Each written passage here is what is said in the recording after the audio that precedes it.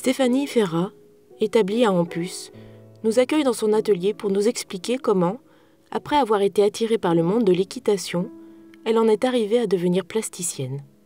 Je n'ai jamais décidé d'être artiste en fin de compte. Ça s'est fait par glissement.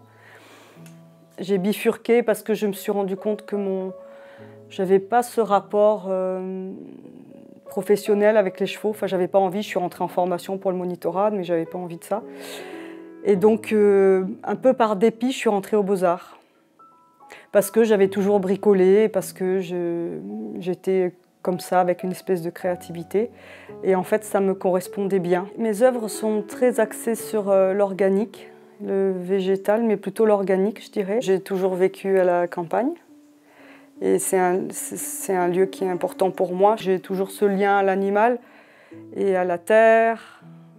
Je crois que je cherche à approcher le monde, le vivant, qui est quand même quelque chose qui reste incroyable. Oui, ça m'intéresse beaucoup, c'est même l'imagerie des cellules, toutes les histoires de corps. Et donc en fait, même si je fais un travail abstrait, alors qu'il est un peu moins maintenant, parce que des formes apparaissent, c'était abstrait, mais je me sers beaucoup de vieux manuels de biologie. Donc c'est souvent lié à des histoires de cellules, de vision au microscope de plantes. Donc c'est abstrait, mais en fait c'est complètement concret. C'est toujours difficile à dire pourquoi on fait ça et pas autre chose, parce qu'en fait on ne le sait pas trop. Qu'est-ce que je cherche à atteindre en créant? Je crois que je cherche un point très précis qui serait le tremblement. En fait, quand quelque chose vibre. Et je le cherche à la fois dans la peinture et dans l'écriture aussi. Je travaille avec des pigments, des fois de la terre que je trouve dehors, de la cendre. Et les médiums, alors pour tout ça, il faut un liant. Alors il y a ou un liant acrylique, des fois un liant aquarelle. Et dernièrement, je travaille avec un liant à l'œuf. En fait, ce sont des méthodes anciennes au jaune d'œuf. Et c'est bien parce qu'on n'a besoin de rien d'autre. Mais Stéphanie Ferrat est aussi poète et éditrice de livres d'artistes. Après avoir collaboré avec l'illustratrice Cécile Gambini dans une maison d'édition du nom de Pas vu, pas pris, elle a lancé Les Mains, sa propre maison d'édition, en 2011. La maison d'édition que j'ai créée, c'est comme la peinture, je n'ai pas vraiment voulu créer une maison d'édition. En fait, quand j'étais aux Beaux-Arts, très vite, j'ai gribouillé sur des carnets. Comme j'écrivais et qu'il y avait le côté plastique, c'était très bidouillé, mais bon, voilà, ça l'est toujours d'ailleurs.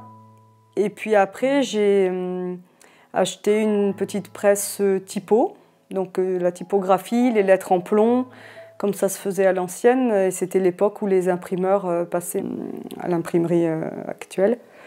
Et donc j'ai pu accéder à ce matériel et qui me sert toujours pour faire mes livres d'artistes. J'ai appelé la maison d'édition Les Mains parce que c'est tellement artisanal à tout découper le papier à la main, à composer à la main, à plier.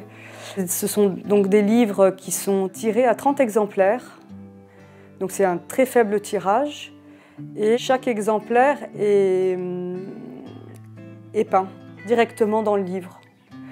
Donc ce sont des œuvres originales qui sont dans les livres.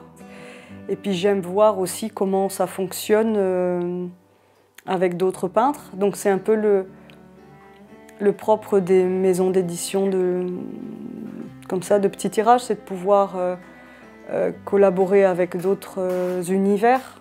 C'est ça qui est intéressant, c'est de se déplacer, de se frotter un peu, sinon ça sort de l'atelier qui est plus en solitaire. Pour créer le livre, en fait, ça peut partir dans tous les sens. C'est-à-dire je peux avoir un texte qui arrive sur lequel j'interviens, et là je lis le texte et je laisse monter des sensations, comme quand on écoute de la musique, en fait, on a des couleurs qui viennent ou des matières. Et à partir de là, j'interviens avec ces formes et ces sensations que je sens. Ça peut être aussi, par exemple, une série sur laquelle je suis en train de travailler en peinture qui me donne l'envie d'un texte que j'écris moi et sur lequel j'interviens dans un livre. Ça peut venir d'un événement dans la vie qui fait qu'un texte arrive et que des peintures arrivent. Toutes les entrées sont possibles. Et, par contre, quand je travaille avec quelqu'un, aussi bien en peinture qu'en poésie, je tiens vraiment à ce que les choses ne soient pas plaquées, c'est-à-dire un texte arrive et moi je colle des peintures à côté. J'ai vraiment besoin que quelque chose se mélange. Il m'est arrivé par exemple que quelqu'un m'envoie un texte, je fais des peintures, il réécrit sur les peintures que j'ai déjà faites et ça fait comme ça un petit ricochet. Et c'est ce qui est intéressant, voilà, parce que si c'est juste pour plaquer un texte et une peinture à côté, ça ne me semble pas le but du livre d'artiste et ça me semble un peu pauvre. La poésie est très proche de la peinture, dans le côté abstrait, dans le côté le jeu avec les silences, avec l'espace sur la page. Donc pour moi c'est très lié. En fait je peux écrire quand je suis en train de peindre parce que quelque chose me vient et c'est une espèce de mélange. Et c'est très proche, même si ça ne passe pas par les mêmes nerfs et les mêmes muscles, parce que la peinture est plus visuelle, alors que la poésie, on ne peut pas s'abstraire, comme je disais tout à l'heure, ça passe quand même par plus le cerveau et puis ces petits wagonnets que sont les mots. Il y a déjà des petites cases toutes faites, quoi. La peinture, c'est complètement ouvert.